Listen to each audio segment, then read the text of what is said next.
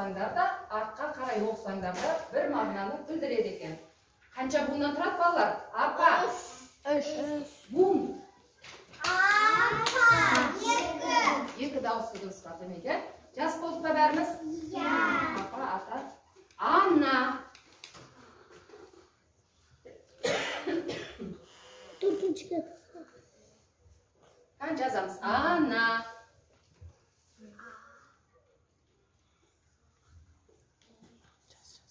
Ана деп жаздым. Бәріміз жас болады. Жас болыңдар ма балалар? Я. Аға.